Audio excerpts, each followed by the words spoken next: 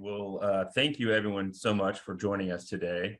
What we're going to do today is explore from inception to funding how to kickstart a CTE program that prepares students for successful careers in arts. With me today are two educators who are providing high school and post-high school students with educational pathways to creative industries worldwide. We're going to learn about the genesis of their media arts programs, the industry mentorships, and intern opportunities, and how they bring job readiness into focus for their students. Combined, these speakers have secured over $3.5 million in funding to support their programs, and they will give us some practical advice for how educators can create or expand film, animation, and game design programs, and tips and tricks for hopefully securing some funding as well. The first speaker we have here is Jamie Leduc. He currently teaches animation at Sisler High School and is the department head of the Create program. Jamie has over 20 years of experience in developing curriculum and teaching animation, film, and game design in public education systems.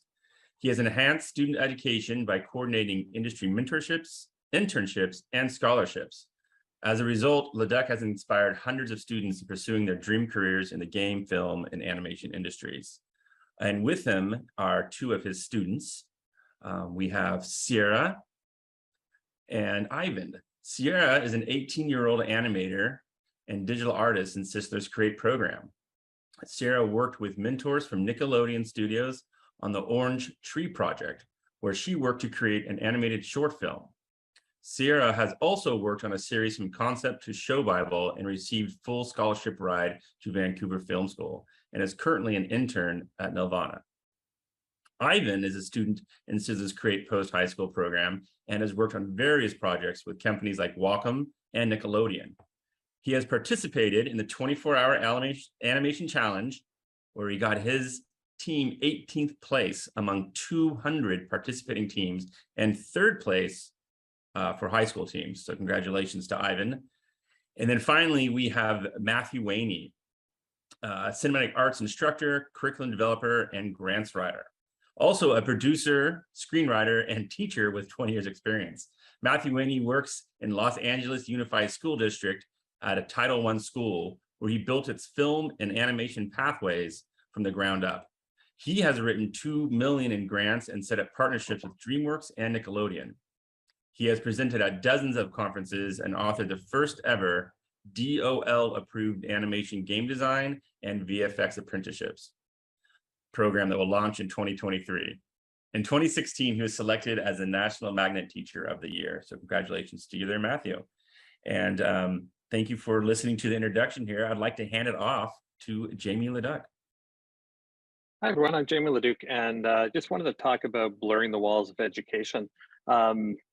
When I first started teaching, I remember my department head came to me, he's like, you have 4 walls in your classroom, but what you want to start doing is blurring those and reaching out to outside organizations to make your program better and to enhance it. And I'm just going to show you the origin of what we're doing here at Sisler High School in Winnipeg, Manitoba, Canada. Okay, so what is Sisler Create? What is it Create? Actually, I think the best way to actually introduce the program is to show you. I'm going to just show you a little clip that our students created about the program.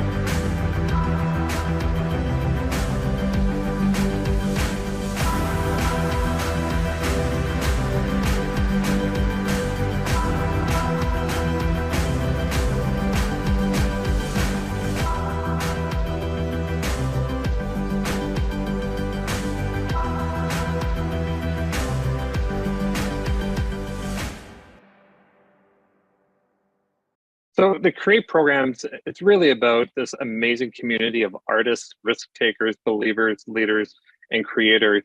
That being the students and the industry and the staff here. And as a staff, we believe that students get engaged in content when the teachers are actually really passionate about what they teach. So as one of 9 members of the CREATE staff, I'm very familiar with what I put in my class, and a lot of the other teachers in the program do the same. So we've always put a lot of ourselves into our courses. So I have to jump back and take a look at the whole evolution of what we're doing here, because my youth actually inspired to what I'm doing today here at Sisler CREATE. And growing up in the 80s, Stranger Things, it was very similar to what it was like growing up in the 80s in Canada. Dungeons and Dragons and hanging out on bicycles and maybe even like that upside down world a little bit.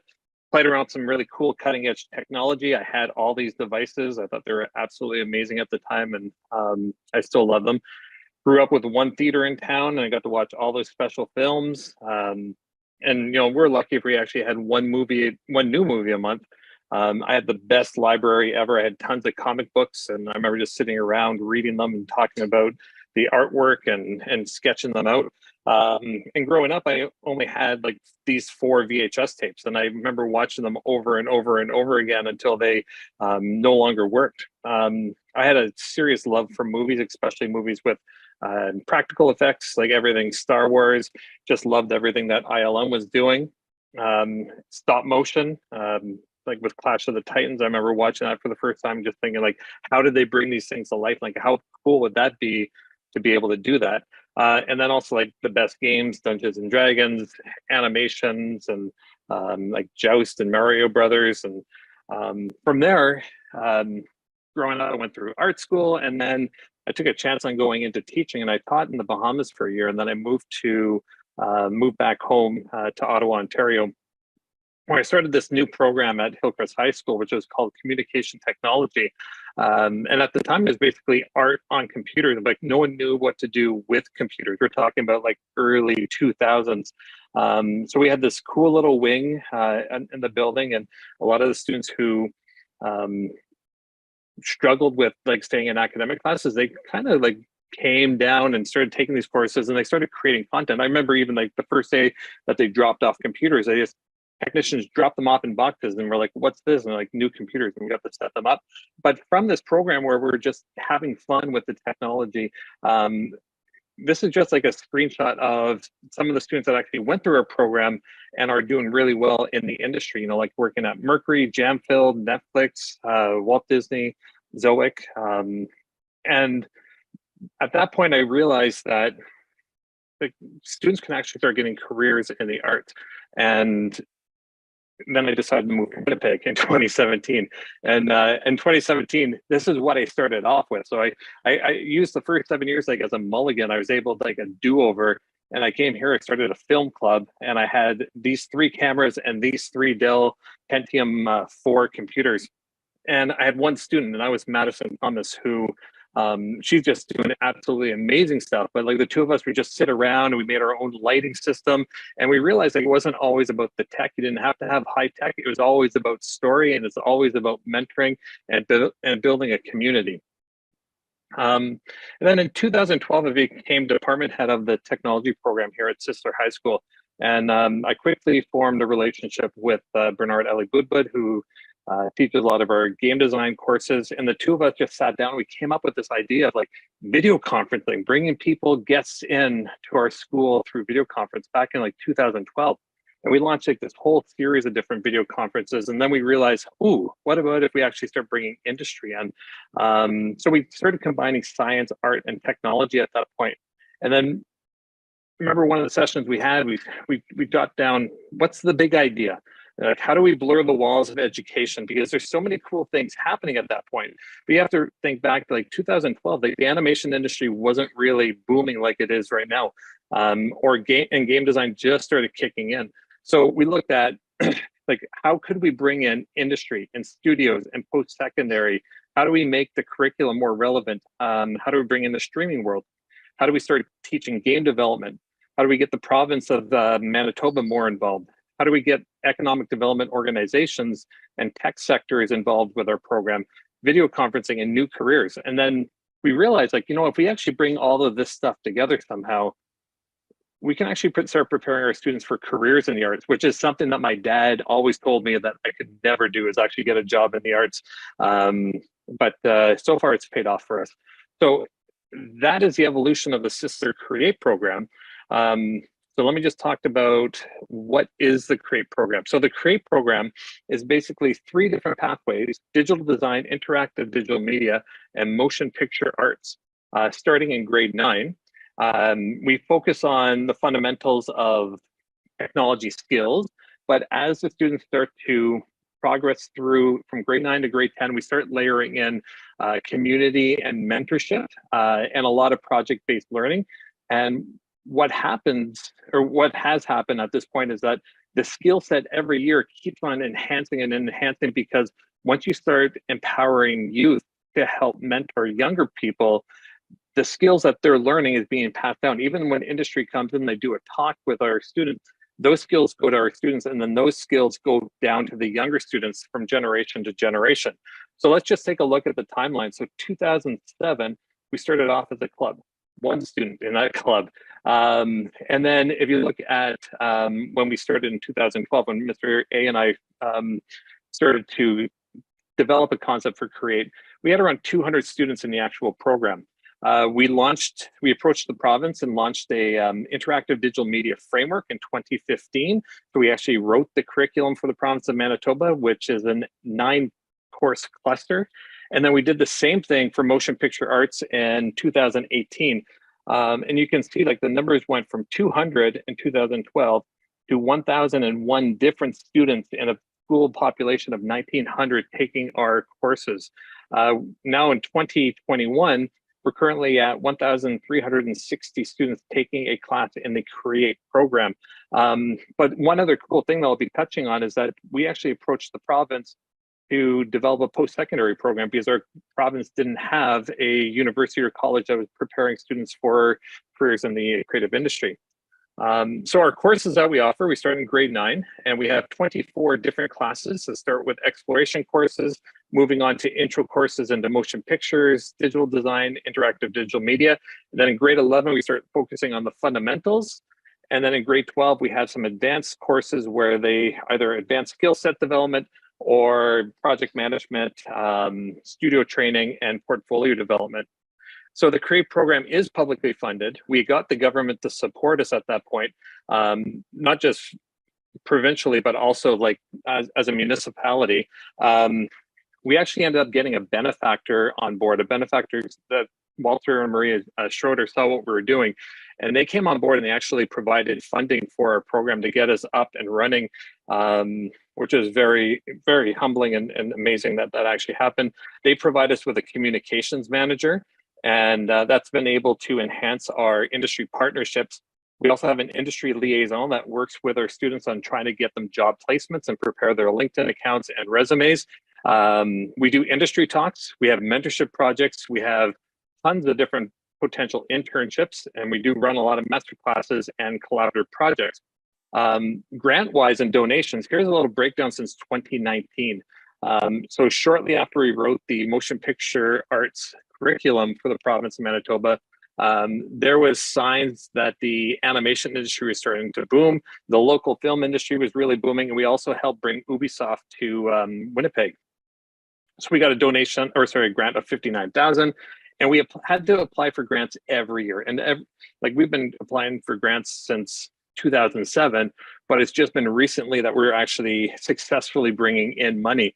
So you can tell just by looking at this, we through donations and grant money, we brought in approximately $1.3 million since 2019 to support our students. And that also includes providing students with equipment to work from home, especially during the COVID years. So every student in our program, in our post-high program, had a MacBook at school and a MacBook at home. And they had a Cintiq at home and they had a Cintiq at school. So their layout of their facility was identical home and at school.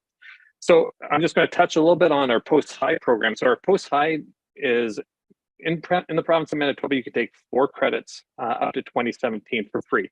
We approached the province and said, hey, how about we do it for a year and we start preparing students to get careers in the arts.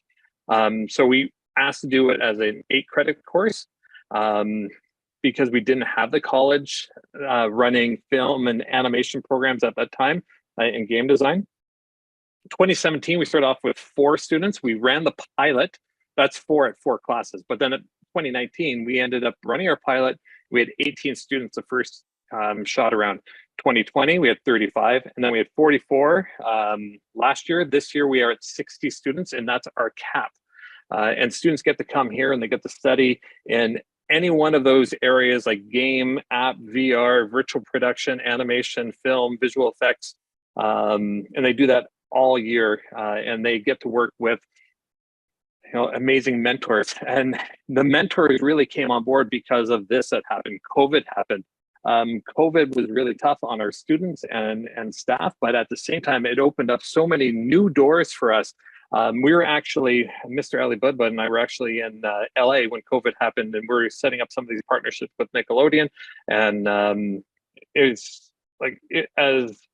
was a life-changing moment because at first everyone was connecting in person and you needed to bring people in, but we had already been doing a lot of video conferencing and we had the technology set up here. When COVID happened, all of a sudden studios were looking to give back. Artists were starting to give back to younger people too. So all of a sudden we found out that we're working with Nickelodeon and then working up with Rise Up Animation. And Toon Boom and Wacom, and then Ubisoft Winnipeg, and then all of a sudden, like more studios came on board, and this is just our current mentorships being offered here in our post-high program, where students get to do this for, they get to work 1 whole year on a different animation pipeline or film or game pipeline. So students last year, they created VR projects on Seeking Reconciliation. We've worked on Oscar-winning films, Oscar-nominated films. So Cops and Robbers did receive a Peabody Award, and it's on Netflix. Here's an example of like 2 of the series and shorts that our students worked on with Nickelodeon, being mentored by different people like directors and producers and executives. And the other thing that we do, and I'm not going to play this video, but we run these things called Annie Jams and Game On. And what we do is we invite students from the city of Winnipeg, starting at grade 4 and up, and they come in and they either create an animation or they create a game. And this creates a really great buzz about the industry. And in addition to like creating this buzz and getting students really interested, what's happening is like all of a sudden, we had companies like Nelvana and Toon Boom approach us and say, like, the skill set that you guys are developing at Sisler is not being found anywhere else in high schools and some colleges. And they actually asked, like, would you be interested in setting up some type of an internship? And obviously, I always say yes to stuff like that. And last year, so we ran 15 internships for our students and 12 of our current post-high and 3 alumni. And they got paid internships. So the students were actually coming to school and getting paid. A lot of them actually went beyond the 8 months. So you're talking about students who are walking out of the program with around $20,000 to $25,000 in their pocket, rather than paying that to go into post-secondary. And they get to work on existing productions by Nelvana. And also thanks to the benefactor that we had, students also started to receive scholarships. We realized that our program is just one step to get students ready for careers, but they do need to mature a little bit more. They still need to develop their craft a little bit more. And we developed this partnership with a lot of post-secondary institutions, one Vancouver Film School. And every year we give out anywhere between 10 to, well, last year, 19 full scholarships for our students to continue their studies at Vancouver Film School. And our grads are getting hired. It's just phenomenal when you look at it. Just this is a quick little snapshot of the number of grads since 2015 that are currently working at, EA or Bardell, Titmouse, Atomic, Jamfield, Sony, Universal. And the great thing is like when they were in the class, the students that I taught at Hillcrest High School, when I taught in Ottawa, those students gave back to my new students here at Sisler. And these students that have already graduated, they love coming back and they love giving back to the new generation. And I think this is part of this community of mentors and mentoring that's been happening is students want to give back to where they had their shot.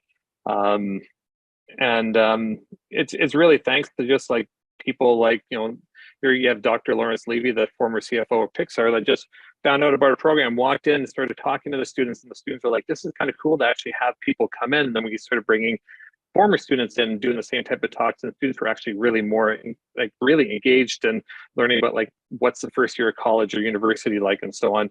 And then we've also had like Jan Philip Kramer come out and do a talk.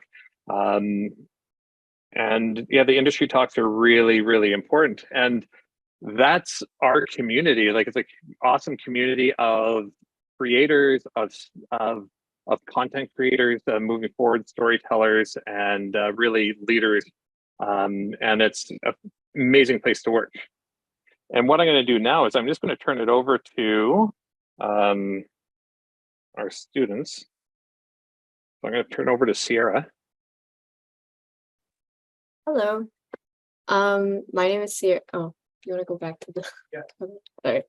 My name is Xierra Cansino. I'm an 18-year-old animator from Sisler Create program. I started doing digital art in grade 8. And once I came here in grade 9, I joined I joined advanced placement programs where it's just like, going through the whole science and math and all that stuff. And I didn't get a really good taste of Cree until maybe like my second semester of grade 9. And once I found that animation program, I really was like drawn to it, and I wanted to take more and more every year. And so I did. And by my second semester of grade 12, I was only taking creative program courses. So yeah, basically throughout my time at Create, I've built my love for animation, for digital art, and for posting my art to social media. So things that I have achieved throughout this program are, one thing is scholarships, another thing is merit awards. So last year I received the Carol Vivier scholarship that was worth $7,500. That was for like the women in film and animation. I got that, and then I also got the VFS full tuition scholarship worth $26,000. So I'm going to be going there next year, taking my classical animation course. So in addition to all of these like cool awards and scholarships and stuff, I'm working with Nickelodeon. So on the left is the animated short that I worked on with my team Yam Jam. It was a team of 12 people. We all worked the entire year with our mentor from Nickelodeon, Mark Galez, and he mentored us on how to go through the entire animation pipeline for making this short. And we went from storyboarding to basically like the entire animation process, all the way to post. And we also got that into 2 film festivals. One is Fort Lauderdale and the other is Calgary International Film Festival. So that was really cool from last year. And 2 years ago. Last year, I worked on a series with my partner, Kim, and we worked on the entire idea from start to finish. We finished a series Bible. We did some animation just like that one on the slide of our characters. We made whole character arcs, we made posters, and we also presented that all at the end year showcase. And yeah, so now I've been getting job opportunities. So the first one is from summer 2020. I did a summer contract with Toon Boom, and that was my first kind of like my first ever job actually. I created online content for their online courses. And then this year I'm working at Nelvana for a 9-month contract as well.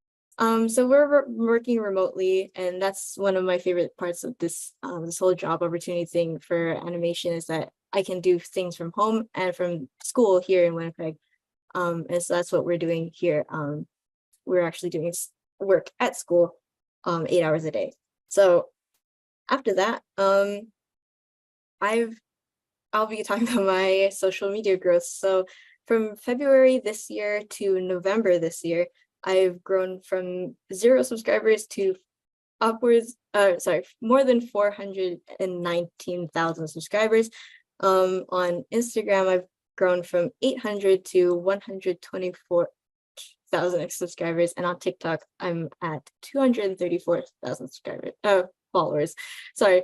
I've received a silver play button, and I've been receiving like earnings from YouTube and also from Patreon. So that's another thing that I love about this program, is that I get the skills that I need to create what I love to create and post.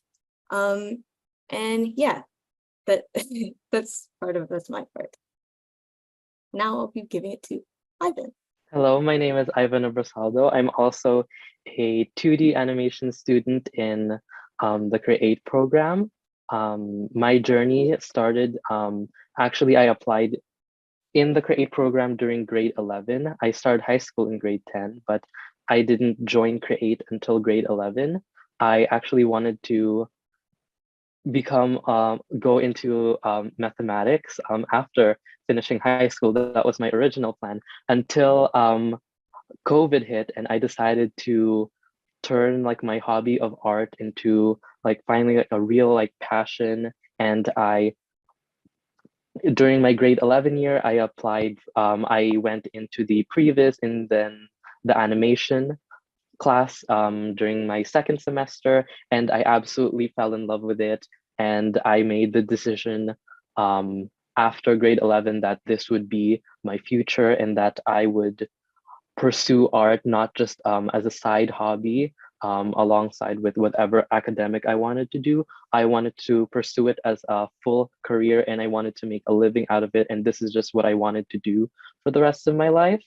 So now after graduating, it's my 3rd year with Create, and a really big milestone for me was during my senior year, where I was part of the Orange Tree program, and I was mentored with my group, Grape Expectation Studio. We were mentored by industry professionals and Nickelodeon artists like Mark Galez, Crystal Khan, and Cal Marshall, and we worked on this throughout the entire year, and we produced our animated short, Roots on the Run, which was like picked up by Animtoons, and I'm just really proud of it because I really grew my skills as an animator, and really grew my team working skills, and really starting to feel like I was part of like a studio, and it really helped me get put in a mindset of that this is what it's going to be like after I graduate, and this is what it's going to feel like in a studio. That was just like a little taste of that. And now during my post-high year, I'm working with Wacom, and they approached us with the theme of making the world a better place through art and animation. So with all of our amazing team members, we came up with the Create for the World project.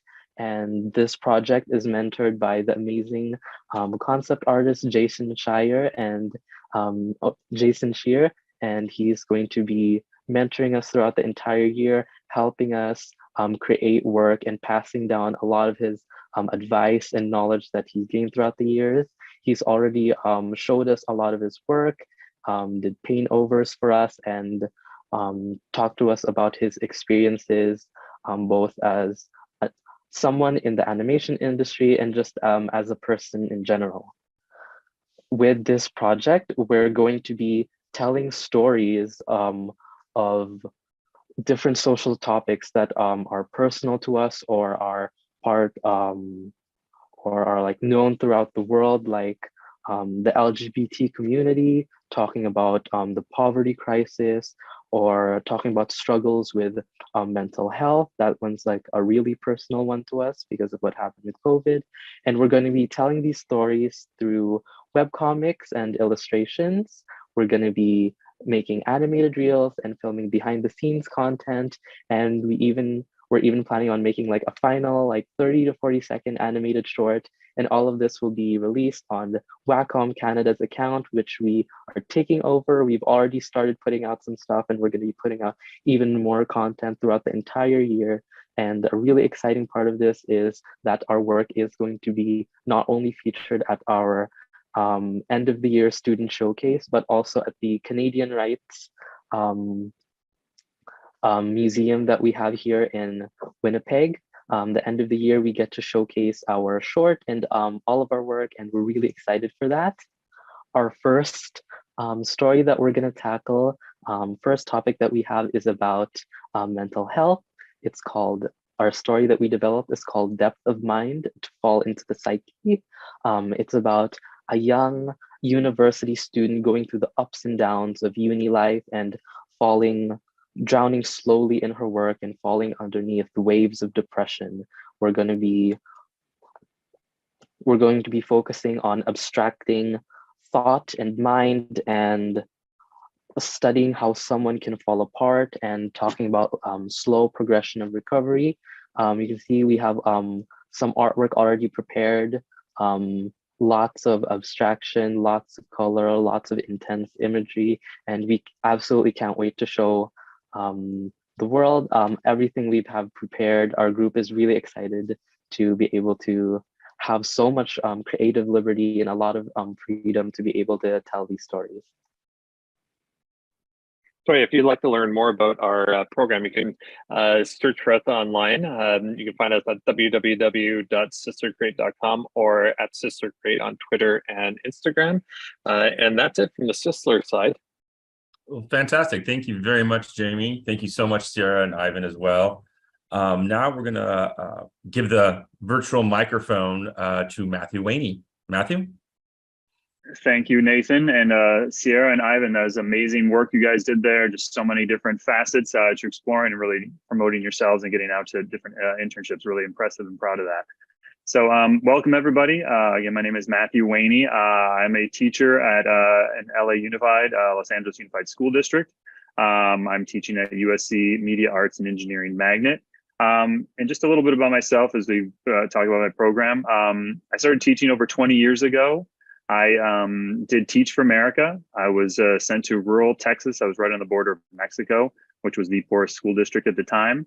I taught English and said, hey, I'd love to help out with your drama department. And they're like, we don't have one. Could you build them from the ground up? So I was like, sure, happy to. I was there for 3 years and then eventually moved to Los Angeles, where I got a master's in screenwriting at USC and worked in the industry for a number of years, live action primarily. And then I continued to teach. I continued to help build some film programs at a few LA Unified schools for summer programs and stuff like that. And then about, it's probably about 9 years ago now, I took this full-time position here at USC Magnet, where again, they did not have a film program. They're looking to build them from the ground up, sort of been something that I've done a number of times in my career. So similar to what Jamie had done there, we literally had 8 point and shoot Sony cameras, a little like $75 ones. My room was our editing lab, our light room, we basically did everything in that one room. And that first year was just video production. And I started heading into that second year. I said, I'd really love to just sort of bring in some animation to our students as well to sort of offer them more both facets. And, literally we were in downtown Los Angeles, right across the street from USC. And so being in the heart of, the entertainment mecca in the United States, a lot of my kids, just didn't know about all the jobs that were available to them. So a lot of the stuff that was happening in their very own communities. And so I just wanted to introduce them more job opportunities and job careers, different careers that were out there. And so bringing in animation, again, we were pretty like lo-fi and low tech at that point. So using those cameras, we really kind of started off with a lot of like stop motion. So we did like paper cutouts and claymation and stuff like that as we kind of got into it. And then similar to Jamie, I've written close to over $1 million in grants for my program, over 2 million collectively for other educational programs as well. And just started bringing in, animation and film has such expensive equipment to really sort of train students in the proper way. My school is a SPAN school, so we are a K through 12 campus. I teach primarily the high school classes, but we were able to eventually move those classes, both video production and animation, from the high school level and eventually get it down to the middle school level as well. So we have a pretty good feeder where a lot of our kids are trained 6th through 8th grade as they come up into the high school classes that we offer. So back to the stop motion, and so really looking to find ways to sort of expand that. So some of the grants I wrote, we brought in, like, completely revamped and built our own computer lab, so we could just do editing and get into more of the technical stuff as far as the lighting and things like that. But also along the Wacom side, we were able to start bringing in some drawing tablets, so our kids could start making that transition from stop motion and sort of traditional paper and pencil drawings to something more digital. So we got introduced to our Photoshop and Illustrator and stuff like that. And so we kind of did that for a couple years, working along those lines as far as just really working on our conceptual design and different ways that the students could build characters, and really on the design side of it. And in the midst of that, I reached out to a lot of the industry organizations around the studios. One of our first sort of the success was reaching out to DreamWorks. And I said, I'd just love to bring some of my students there to sort of see what it's like to work at a professional level, what it's like to be in a studio. And I knew a couple of people at DreamWorks, and they're like, we don't really have like a tour or any educational type thing. And just like, can you offer anything? They're like, we could probably bring 4 or 5 students in to sort of have a tour. And I'm like, well, I'd love it. Let's take it. Which actually ended up being a lot of work as far as like paperwork and stuff on our side, because just taking a small amount of students is easier to get a bus and all that type of stuff. But those first 2 years, again, we took our 5, 6 students there, and they got to meet 5, 6, 7 different people, sort of sit in and see what they were doing from the design side, from the editing side, from the sort of conceptual pitches that they were working on. And students were really kind of blown away by it. And that first year, we had one student who, much at the encouragement of her own parents, I'm going to be a lawyer or a doctor and stuff like that, which are, great careers. But after she went to DreamWorks, she's like, you know what, I want to go into film. I want to go into animation. And consequently, she ended up going to LMU, Loyola Marymount, and getting her bachelor's in screenwriting, sort of taking that and really sort of being inspired by that to see what was out there. And after those first couple of years at DreamWorks, DreamWorks was like, this is amazing. It's doing great stuff. We were obviously loving it. And they opened it up to bringing in like a whole class. I was able to bring 25 to 30 students for the next, basically about 5 years before COVID sort of put a pause on that. But as we expanded it, we just got to sit down and really sort of see, we were there for about 4 hours. They got to sort of see a lot more of the reels they were doing and development from beginning to end. They actually brought in a lot of sort of LAUSD former students, not actually from my school, but from across the district, be like, I grew up the same way you did. Because again, being a Title I school, most of my students are coming from low income households. And so a lot of the people that were talking to us who were working at DreamWorks were really sort of had the same backgrounds that my students did. So it really sort of opened that up as a possibility to them. And then so we did that in the mornings. We had lunch there, and it was just great. During lunchtime, they had about 20 different other artists come out and just sort of sit at the tables with the students. And some were like, I've always wanted to be an animator my whole life. And other ones were like, I used to work in, and as an engineer, I was an architect, and now I've sort of come over to this. So even students who were necessarily interested in animation saw that their own beliefs of what they wanted to do could merge into that as well. And so that was really a great experience. And we continued to build and just reach out to other places. We were able to go to Illumination Studios and check out what they were doing there and see what they were working on, as well as Nickelodeon. But we went beyond just the industry, and we also have a partnership with a local community college where our students are able to do dual enrollment classes in the spring with our with our beginning level animation class. So they really get an immersion into like digital art and earn college credit. And it's taking place, actually, a lot of the college classes are taking place after school or on the weekends for our students. So we got to make the additional time for that. But as dual enrollment, it's really taking place in the classroom during the same time. So they're being co-taught by myself and the professor that's coming in.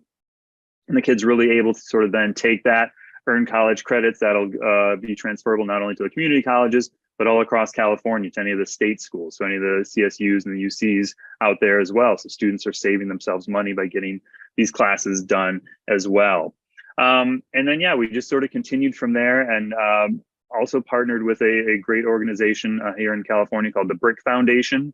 And they did a lot of sort of hands-on immersion, where we were one of their pilot programs at first years back in 2018. And they took 12 of our students off to a VFX house over a weekend. It was a Saturday, Sunday, 8 hours a day. And the students basically created 3 different animatics, where they came up with the idea, designed it, did all the shooting, editing, came up with the sound design and stuff like that. Really, again, to see other components, other elements of what they could do in the industry. And really, it was amazing. After that, students were able to, the top project out of that was able to get some summer free training from a few different places. Out here in Los Angeles, a place called Noman, which does a lot of professional training for people in the industry. Our students were able to do 3D design, were able to do character development, as well as doing some simple animations and stuff like that. And the work they did there, again, was just something that they didn't know was even a possibility. And so to sort of see their world and their view opened up for those career choices has just been an amazing thing to see from my students. And I guess to step back a little bit about our student population, a lot of our kids, we are, even though we're a media arts school, like, and as a magnet school, a lot of schools across the country might have like, they have to submit applications and proposals and their portfolios and stuff like that.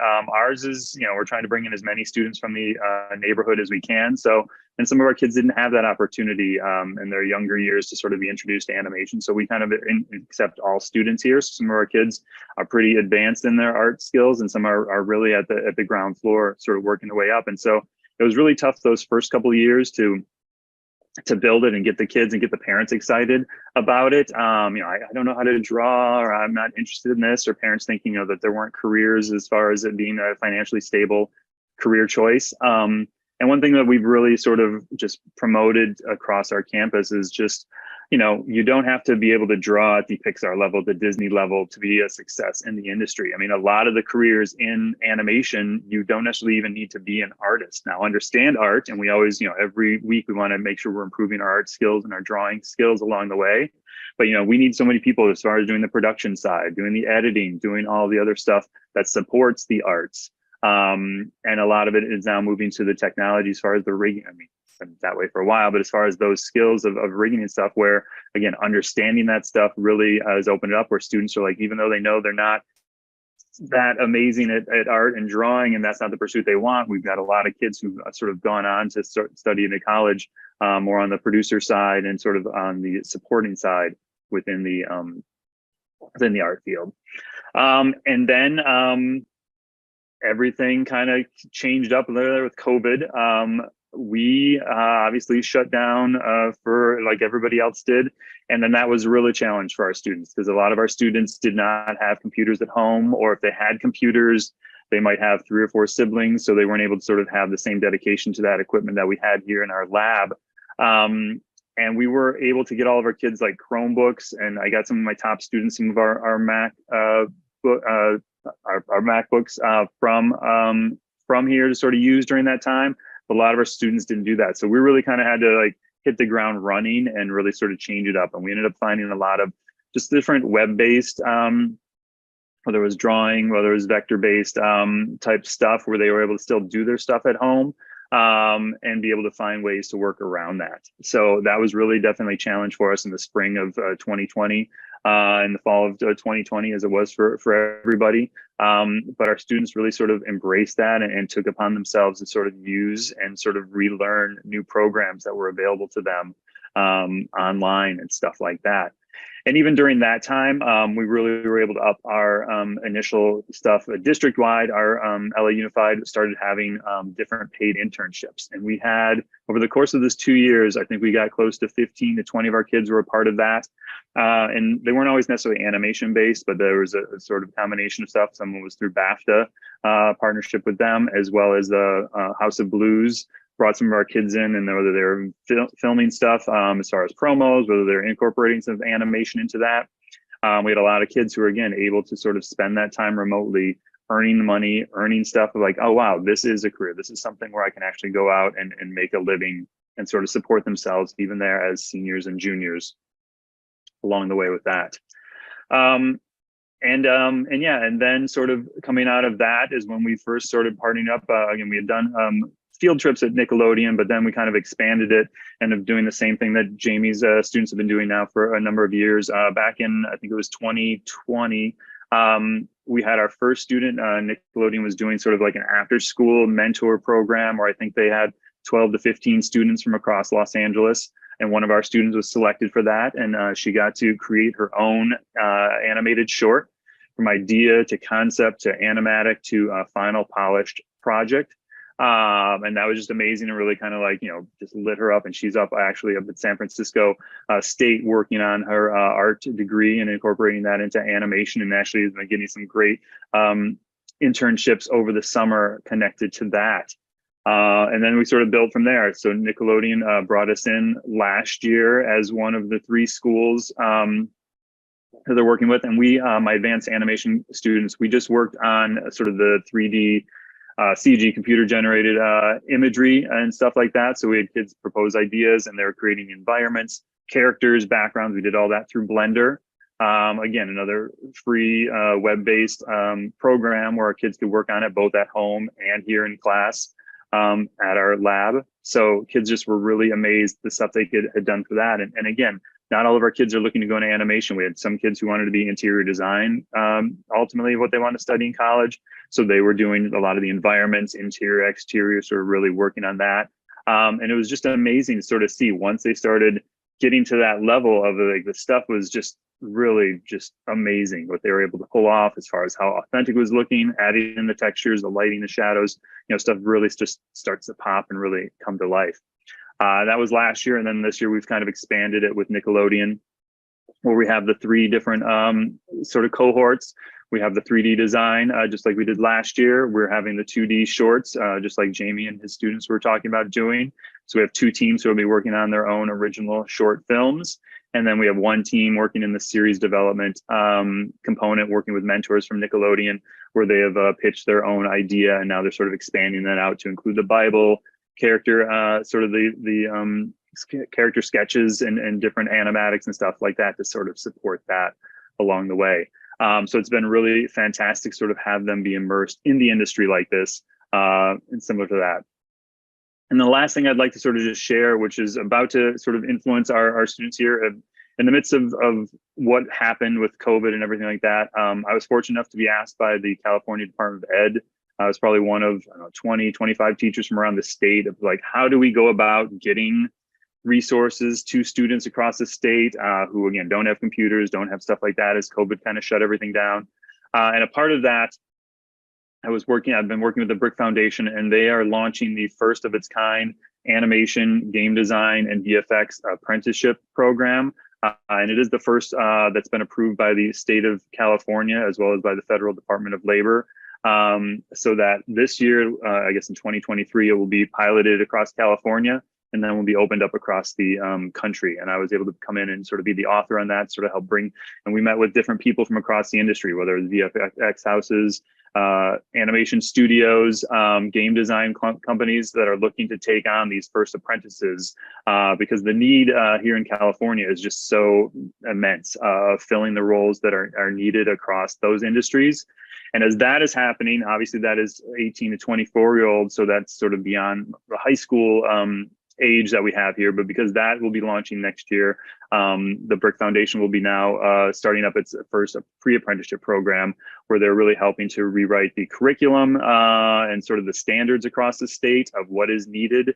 Because for a long time, that wasn't really influenced as much by the industry of really what they need. So even as students were sort of coming out of different high schools across California, it wasn't always filling the needs or having the skill set that students needed. So it's been great for me to sort of be a part of that, sitting in on those meetings with 30, 35, 40 different industry leaders, talking about what they need, seeing how education, both at the high school and at the college level, kind of work together to make that all happen. And so I'm looking forward to having my students be able to benefit from the pre-apprenticeship program that should start up by next school year. I think that's it as far as what we've been building here in Los Angeles for our students. And I will hand it back to Nathan and Jamie, and we can talk a little bit more about what we've been doing just across our programs. Well, Matthew, that is amazing. And Jamie, wow, you guys are giants among regular animation men out here. And it's Thank you. really cool to hear this, because a lot of the industries that I work with and that, I talk to, they're echoing exactly what you both are saying. The number one thing, what keeps them up at night, it isn't what's the next technology or what's this. It's where can I find creators? How can I get fresh new creators and ideas into our studios and start bringing out the next generation of shows coming out. And you guys are both doing more than your part to get that moving, and not only obviously helping out the studios get some great talent, but the fact that the students now, there's so much in these different these pathways and these different animation. There's so much for them to do, not just animate, but across the whole board, and opening their eyes to that and for them to see that is really huge. I have some questions for you guys, and they're really, obviously both of you have the chops to answer them. But a lot of the first ones, after you hear something like this, everyone gets really inspired, seeing Ivan's and Xierra stuff and what's going on. But you started in a rural place, Matthew. What advice would you give an educator right now that is looking to do the same thing? Like, they don't see this in their communities, and they're looking to start something to have an impact. Maybe not as great as yours right away, obviously, either of yours, but where do they start? The hardest journey, what part of a journey is the first step. So Matthew, I'm going to let you catch your breath for a little bit, but if you want to just start to answer that question for me, Jamie, and then Matthew, feel free to add in, because obviously getting that journey started is the hardest. Well, like getting that established in Winnipeg that's really challenging, because if you take a second, you look at an atlas, right, or a globe, you look at where Winnipeg is. We do have a film industry, so we're right in the middle of Canada, right? But we're just under 1 million people, one little city, not a lot of other cities around, right? So we do not have a booming animation industry. We have a decent film industry. We have a decent indie game design community here, but we have this community of creators. There's always been a very strong art program. Getting something like this up and running was challenging, because you had to convince the province, the provincial government, to invest. Like, and they're like, okay, well, where are the jobs? Like, what can this provide, big picture? But it's like chicken and the egg, right? Like, if you don't have the college, you don't have the pipeline of talent, you're not going to get the studios. So like in the early part of my career, I spent a lot of time calling studios, and luckily enough, I had that experience in Ottawa, which is a little bit bigger of a city, a lot more animation studios, and just knowing a few people there, they're like, this is what you can do in Ottawa or in Toronto or in Vancouver, but in Winnipeg, you really don't have any studios, right? So I had to sort of come up with a plan to develop a pipeline here in the city that goes beyond our high school pipeline. And then the first step was actually, a lot of students went to Vancouver. So we're actually losing our young people going out to Vancouver. And great, they're getting jobs out there. But what we want to do is we want to continue to develop the economy here and develop a workplace. And thanks to COVID provided problems for society that a lot of people figured out. The animation industry figured it out: remote working, right? And remote working is not going away anytime soon. Like, studios are still employing people to work remotely. And the fact that we have, exactly, right? The fact that we have students that are getting paid internships here in the high school as their post-secondary. So like us running a post-secondary here, and you have these 7 students that are sitting in the back, and they're plugging away, as a storyboard revisionist, or as a layout artist, or animator, or rigger, and other students coming in, and they can talk to them about, oh, that's kind of cool. You're actually doing this in high school, and you're making money, and you can actually, like last year, 11 of the 15, including the post-high alumni, they got extended. And then they got extended till the end of the summer. And then 7 of them got extended up to January. So that we still have students that are working for that studio, and they're out of the program. And they're realizing, I don't need to leave. And so it was really challenging to get that up and running.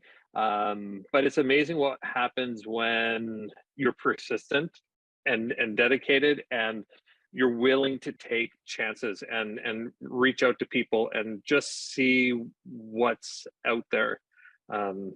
Yeah, I hope that answers that question. Well, yeah, So, well, it looks like yeah. just, getting out of your own comfort zone too, and then trying to make sure that when you have the backup of the government, it's like, hey, okay, that's great. You're gonna get all these kids all ready to animate, but are they just all gonna leave? So Yeah. But definitely the a cool thing balance. is since then, Nathan, we've actually had studios that last year at our student showcase, we had 3 studios that flew out to see what the students were doing. Right. So like it's people are starting to realize, and these studios that are on like East Coast and West Coast, they look at the Sisler model and they're like, how is this possible that you have students that are developing skill sets this high that can actually be equal to or even better than some colleges and actually be employable right out of high school? And a lot of studios are trying to figure out, how do we redefine our pipeline? And it really is through like secondary education. I think if you start young enough, you start developing the skill set and you give the students passion and focus on developing their own stories, it's amazing the skills that actually develop through mentorship. And again, I mentioned mentorship earlier. It's mentorship of studios and artists to the younger students, like the post-high and the grade 12s, but also those post-highs and grade 12s, mentoring the next generation coming through. And that's really important. Wow, quite the ecosystem. Yeah. Matthew, anything Yeah. you can add there? Yeah, please. Yeah, I'll add to that. And obviously, Jamie and I have created whole programs and stuff like that. So the teachers who might not be looking to go that large, but at least introduce it to their students. I mean, there's a lot of things you do. Sometimes it is just making those phone calls and, and finding, I mean, when I was in rural Texas, again, not necessarily animation, but, just helping out that theater, like where we were, it was a 90-mile drive to get to the nearest community college that offered theater. And we ended up taking kids there one time. We did fundraiser and stuff like that. So sometimes you kind of have to make it happen. But similar to what James was saying, like so much stuff is online now. I know like Nickelodeon still does like once a month or so, sort of master classes to the general public, come in and check this out here and there. So there's other things that are up online you can do to introduce it to your own students. And then one thing that the Brick Foundation, I mentioned them earlier, that they're looking to do with this pre-apprenticeship program, probably in the middle of 2023, is they're really looking to try to find ways to get online resources available to students. So again, if you are a teacher in like Central California that isn't by Hollywood, isn't by San Francisco, and the students want to do that, like there are ways to get classes that students can do online, resources, tutorials, stuff like that you can really introduce them to doing things along the way. And similar to what James did, I think also you could always start a club, whether you're doing it in your classroom or not, because we've got enough standards and things going on that we already have to require, but you can do an after school club. Just start off small. I know when we had our animation club that first year, I mean, it was the same way. We had maybe 5 or 6 students who'd show up after school, and then we do sometimes at lunchtime, so a few more students can show up. But it's really sort of building it from the ground up and finding that.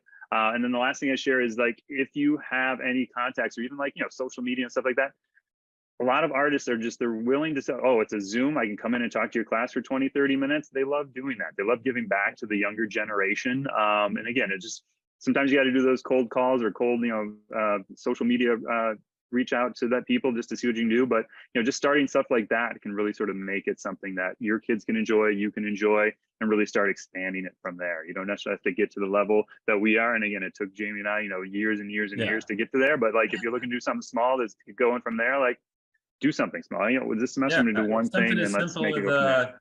Something as simple as starting that club, getting maybe a sponsor of a local restaurant where you can hang up their work or whatever you want to do, and just just see where it goes from there, huh? Exactly. Wow, that is awesome. And actually, I'm just going to add on to that, Matthew. So the 24-hour animation challenge, that is an amazing challenge for our students every year. It's actually like we started participating in that 4 years ago, and we started off with 2 teams. And every year it just keeps on growing. We actually had 9 teams compete this year, and the students are really excited about it. They actually like bond, they help train each other. They just look forward to experiencing that 24 hours of creating a story. So you can always like, if you look for those events, like either the 11-second club or 24-hour animation challenge or film fest, or 24-hour film project. Like those are great things to build your clubs around. Awesome. We're familiar with the 24-hour animation challenge. It's actually they kind of ran the event out of our booth at Lightbox this year, which is a lot of fun. And little nod to our friends up north here. The #1 high school and the #1 school are both out of Canada that won the contest. So congratulations, guys. Thanks. I have just a few more questions for you, and one of them is something that you both kind of touched on, not directly, but more as you're talking about the evolution of your projects. COVID. Now, when COVID hit, it seemed to put a break on a lot of things, but then it opened up some new windows. And, obviously it was challenging for everyone, and it was no fun is the key words there. But if Matthew, if you could start this and then Jamie follow up, could you give me your silver lining, if you will, that you felt what COVID did for your cause and your students? Yeah, for sure. Obviously, it was very tough, very challenging, but the students really, in my case, really were able to sort of take advantage of a lot of the remote workshops and guest speakers that were happening. I mean, industry kind of really stepped up, and I felt like, every week, every month, you'd have like, oh, here's something from Disney, here's something from, Nickelodeon, here's something from DreamWorks, where they're really able to sort of see stuff that was like, oh, wow, I love that show, I love that artist, and things like that. So being able to do that, and coming out of that, I've definitely had some students who were, were a little bit more shy and a little bit more tentative, and being able to like, when a storyboard artist like, hey, reach out to me through my social media thing, a lot of the kids have done that and sort of been able to willing to reach out and sort of talk to people and ask them questions and stuff like that.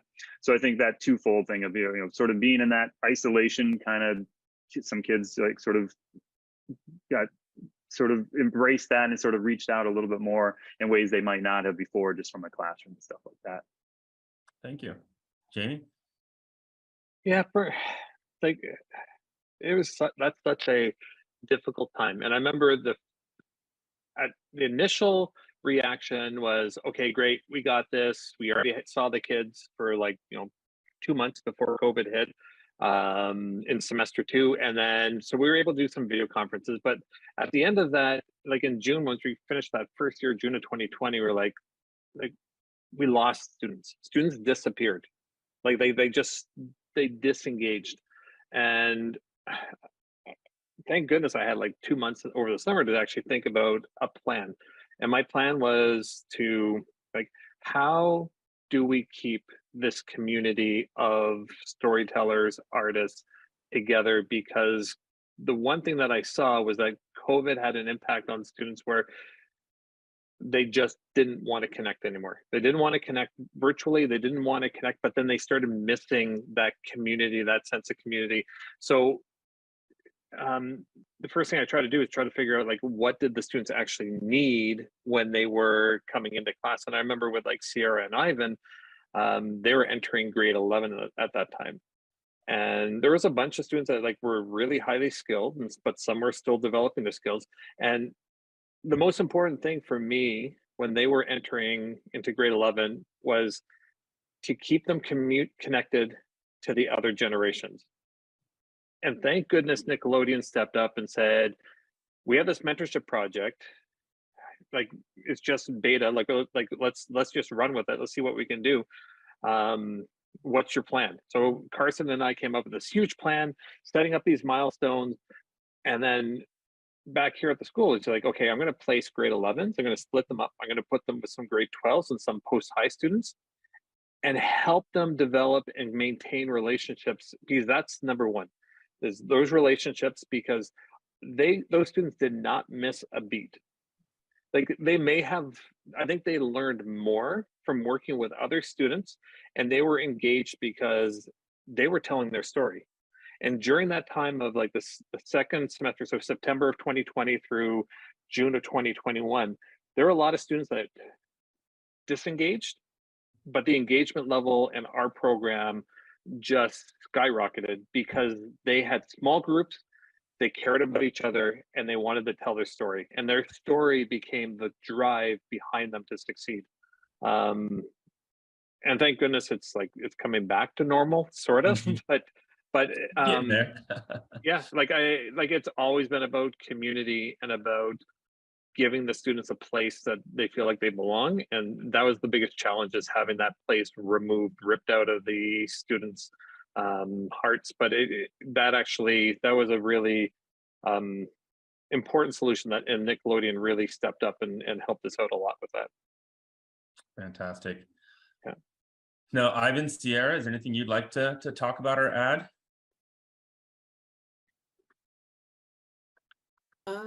Nothing for me. I did like miss a few parts of my thing because I thought I was a little bit frazzled, but I don't think it really relates to anything that you guys are talking about right now, but nothing for me. Anything I Nothing for me either. I think I got to say everything that I needed to talk about. All right, fantastic. Well, I want to thank you, Matthew and Jamie, so much for being a part of this. Are you open to people following you on LinkedIn? Yeah. All right. Yep. So people out there, if you want to learn more about this, you want to start a club yourself, you want to find out like, hey, how can I be CTA certified or any of those things? How can I really get art into the hands of my students? How can I get art into my community? You're looking, they're on either side of me right here.